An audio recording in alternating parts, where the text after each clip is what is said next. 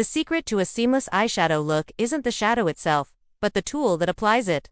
Mastering the blending brush is the difference between a harsh line and a professional, airbrushed finish. Many believe all fluffy brushes are the same, but subtle differences in shape, density, and fiber type create vastly different effects on the eyelid. Understanding these variations unlocks true control over your eyeshadow application. Let's begin with the classic, the tapered blending brush. This is often the first blending brush people buy. Its defining feature is a fluffy, rounded head that comes to a gentle point. The bristles are typically longer and less dense than other brushes. This design is perfect for diffusing color in the crease. When you hold it, notice how the bristles flex. This flexibility is key. It's not meant to pack on color, but to softly blow it out. For a wash of transition color, you'd sweep this brush back and forth in the crease, using light, windshield wiper motions. The pointed tip allows for some precision, but its primary function is broad, soft blending. It works best with powder eyeshadows, picking up just enough product to create a sheer buildable layer of color. Next, we have the dense blending brush.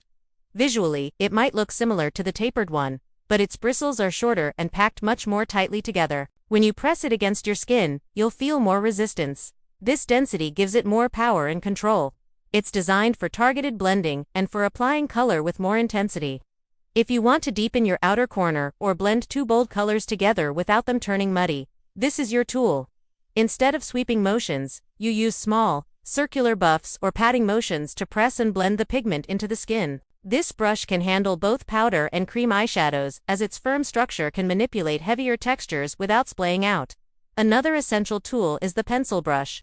It's small, dense, and comes to a distinct, fine point, much like the tip of a pencil. This is your detail-oriented workhorse. Its purpose is precision.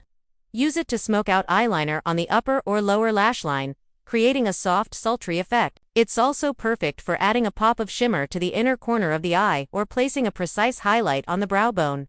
The small size allows you to work in tiny areas without disturbing the rest of your eyeshadow. Because it's so firm, it provides maximum color payoff. Hold it like you would a pen for ultimate control, using short, smudging strokes to blend out harsh lines in confined spaces. Now, let's explore the flat blending brush. This one is unique. It's wide and somewhat flattened, but still has fluffy bristles. Think of it as a hybrid between a traditional shader brush and a blending brush. Its shape makes it multifunctional.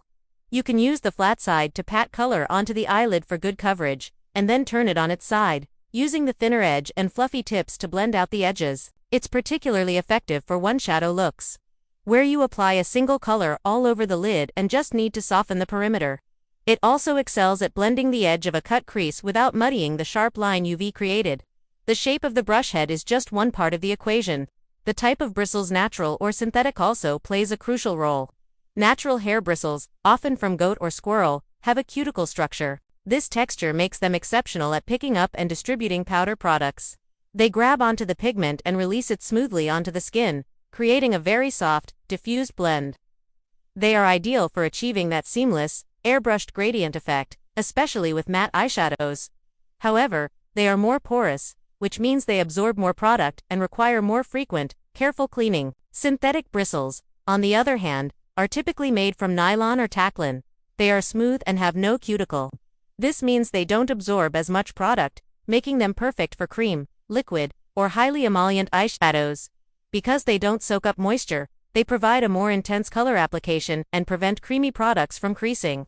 They are also more durable, easier to clean, and a great option for those with allergies to animal hair. With advancements in technology, high-quality synthetic bristles can now mimic the softness and blending capabilities of natural hair very effectively. The size of the blending brush matters immensely and should correspond to the area you're working on. A large, fluffy brush is great for applying a sheer transition shade from your lash line up to the brow bone. It covers a large surface area quickly and ensures a very light wash of color.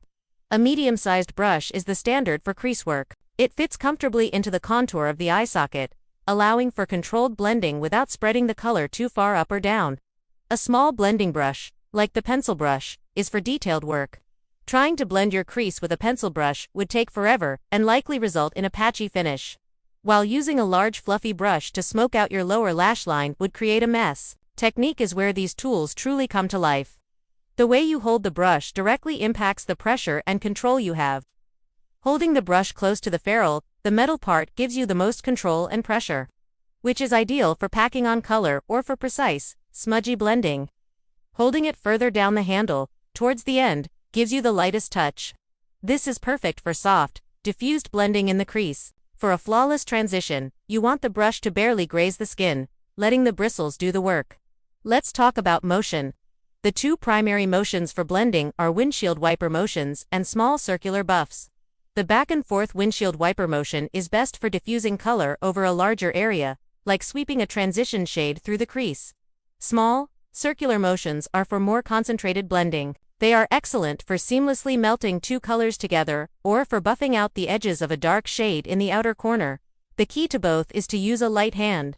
Too much pressure will just move the product around and can create patchiness. True blending is a gentle, gradual process of layering and diffusing. A common mistake is using a dirty brush. A brush loaded with old, dark eyeshadow will muddy any new color you try to apply. For the cleanest blend, it's best to use a separate brush for each color. Or at the very least, clean your brush between colors. A quick dry brush cleaner on a paper towel can be used to spot clean your brush between shades during a single application. This ensures that each color stays true and your gradients remain distinct yet seamless.